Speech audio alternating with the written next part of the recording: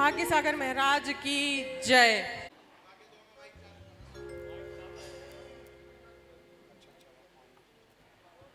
चिंतामणि पारसनाथ भगवान की जय।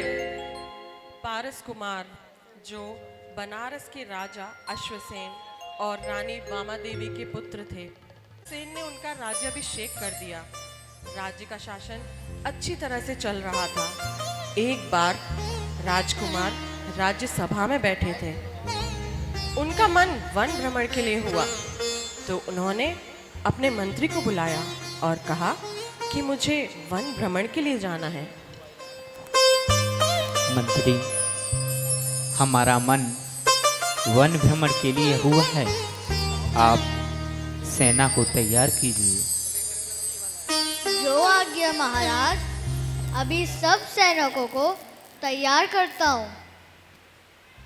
मंत्री ने वन भ्रमण के लिए हाथी, घोड़े और सैनिकों को तैयार किया। पारस कुमार हाथी पर सवार होकर मंत्री, संतरी एवं समस्त मित्रों के साथ वन भ्रमण के लिए निकले। बैठे हाथी के ऊपर साथ सैनिक को लेकर चल पड़े वन की तरफ वो बहुत ही हर्षित होकर। चल पड़े वन की तरफ वो बहुत ही हर्षित होकर। बड़ा ही रमणीक था वन, हो गया मोहित सामन। नाचते मोर मोरनी स्वर्ग सा लगता उपवन। नाचते मोर मोरनी स्वर्ग सा लगता उपवन। देख देख यह सुंदर दृश्य को होवे हर्षित मन। बताता हूँ मैं सच्ची बात, बताता हूँ मैं सच्ची बात।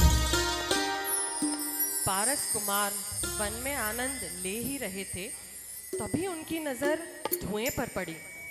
वह देखकर पारस का मन विचलित हुआ। वह तुरंत ही तपसी के पास पहुंचा। उतर गए हाथी से वो पास तपसी के आए। पकड़ कर हाथ तपसी का पवन उसका रुकवाए।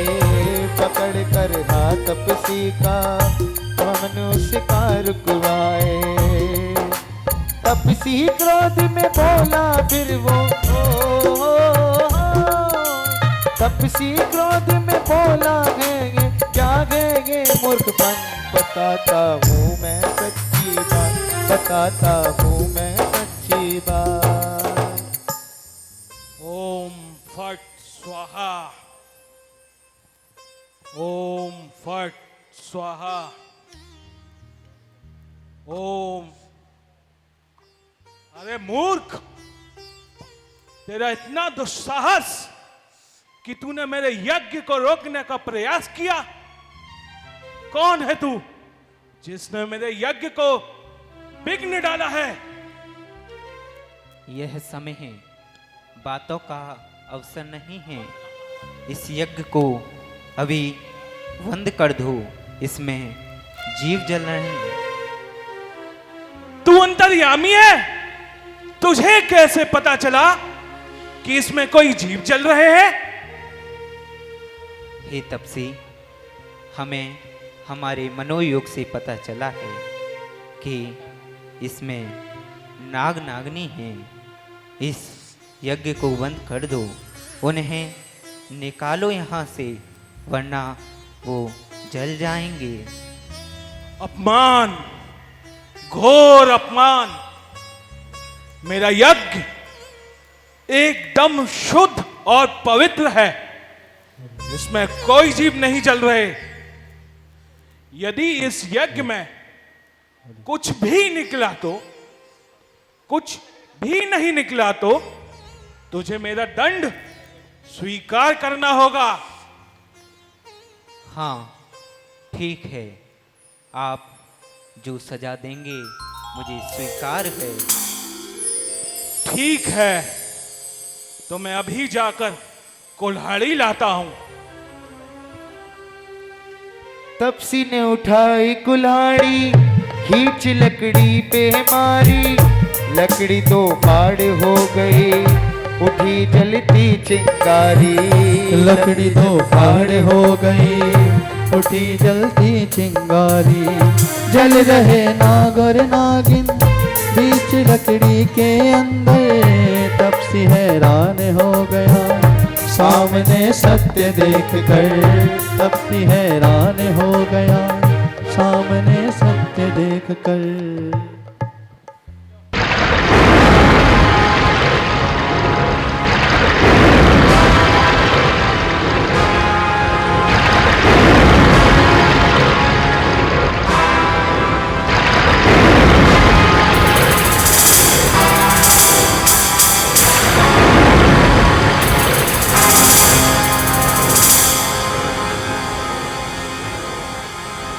तपसी और सैनिकों की आंखें फटी की फटी रह गईं।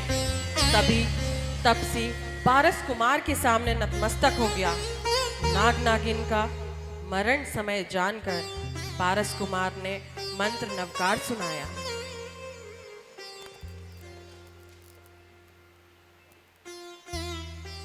ओम नमो अरिहंताणं नमो सिद्धाणं नमो अयरिहणं नमो वचयणं नमो लोये सबसाहुणं नमो अरिहंताणं नमो सिद्धाणं नमो अयरिहणं नमो वचयणं नमो लोये सबसाहुणं।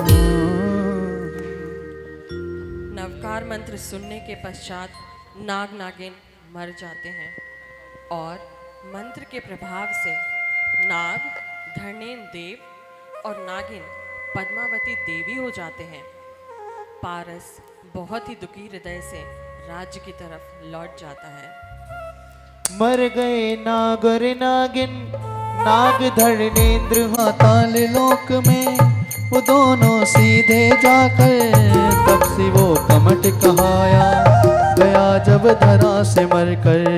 तब से वो कमट कहाया गया जब धर से मरकर। का मन विचलित होता। पारस कुमार को जाति स्मरण से वैराग्य हो गया और वो वन में जाकर तपस्या करने लगे।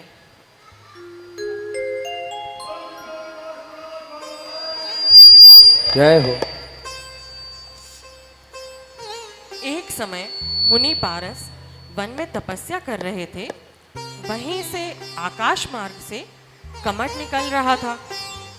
जैसे ही उसकी नजर मुनि पारस पर पड़ी, उसने पूर्व पारस को पहचान लिया और बदला लेने की ठान ली।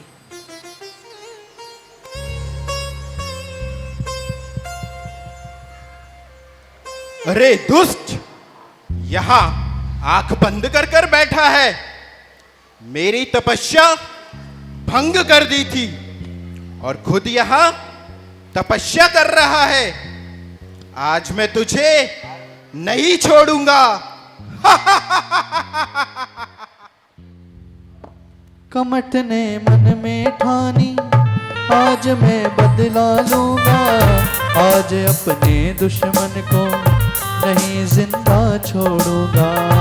आज अपने दुश्मन को नहीं जिंदा छोड़ूंगा। चलाए तेज आंधियां, तूफान भी बहुत चलाए। कमट ने पारस पर जब तेज पत्थर बरसाए। कमट ने पारस पर जब तेज पत्थर बरसाए। लेकिन मुनि पारस अपने ध्यान में मग्न रहे। उन्हें तनिक भी असर नहीं हुआ। कमट पारस का कुछ नहीं कर पाया। स्वर्ग से यह दृश्य देव देवेंद्र देख रहे थे। फिर उन्हें अपने पूर्व भव का ध्यान आया, जब पारस मुनि ने उन्हें नाग नागिन की अवस्था में मंत्र नवकार सुनाया था और उसी के प्रभाव से वे देव देवेंद्र हुए थे। हे देवी, हमें पारस की रक्षा करने के लिए चलना चाहिए। कमट उन पर उपसा कर रहा है। शीघ्र ही चलें। हाँ स्वामी, शीघ्र ही चलते हैं।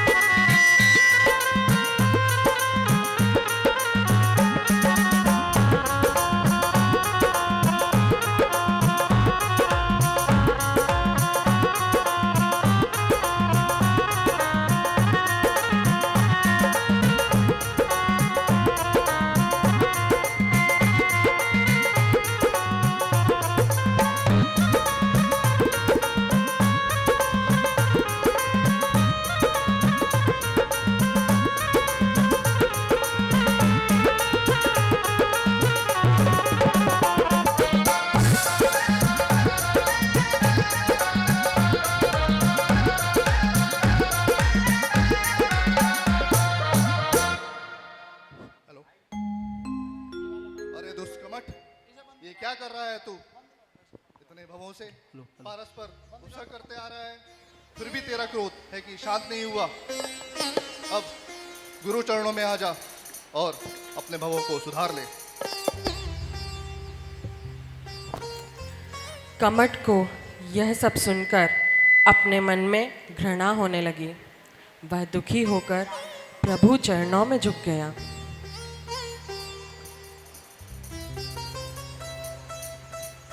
हे प्रभु, मुझे क्षमा कर दो।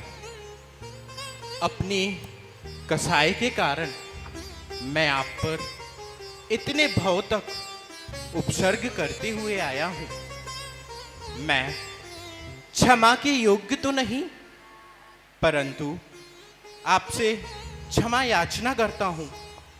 मुझे क्षमा कर अपनी शरण में ले लो प्रभु। मुझे क्षमा कर दो, मुझे क्षमा कर दो प्रभु, क्षमा कर दो।